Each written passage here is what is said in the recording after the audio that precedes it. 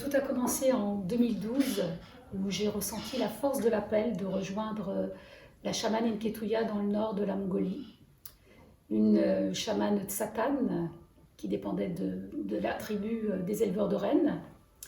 Et donc je devais à tout prix trouver le moyen justement d'y aller, et ça s'est fait tout à fait naturellement.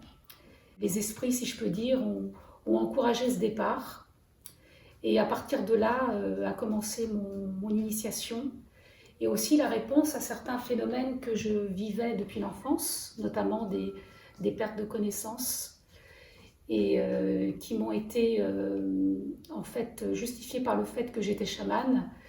Et Enketuya a très vite appelé ça la maladie chamanique. On est chaman, on ne le devient pas. Donc je me suis retrouvée dans le grand ovo du lac Kufskol, où une cérémonie spéciale avec une incantation aux esprits devait vérifier si vraiment j'étais chamane. À partir de là, on m'a posé quelques questions auxquelles j'ai dû répondre.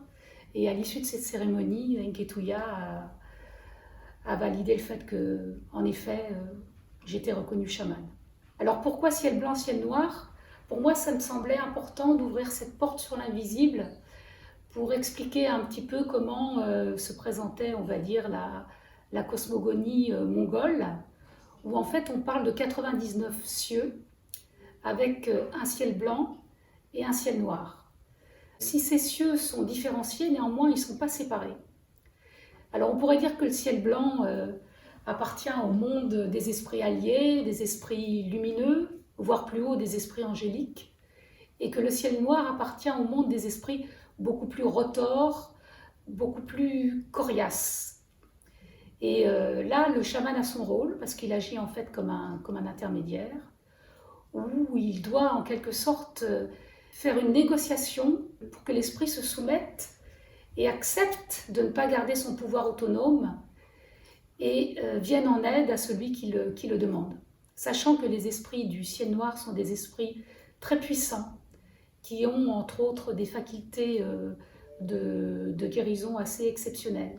Donc Enketuya, mon initiatrice, tout de suite m'a fait abandonner cette espèce d'optique un peu judéo-chrétienne qui nous porte à penser qu'un côté il y a le blanc, le bon, d'un côté il y a le noir, le mauvais. En fait, on pourrait dire que la notion de mal, elle apparaît dans cette sorte d'autonomie que peut avoir l'esprit à garder sa propre énergie à son propre compte, sans se soumettre à l'énergie divine. Et à partir de là, quand l'esprit apparaît, le chaman, en tant qu'intermédiaire, va rentrer en négociation avec cet esprit pour le convaincre du bien fondé de son énergie, qui va pouvoir aider une personne en souffrance ou en détresse. Et à ce moment-là, lui montrer cette sorte de valorisation que ça va lui apporter.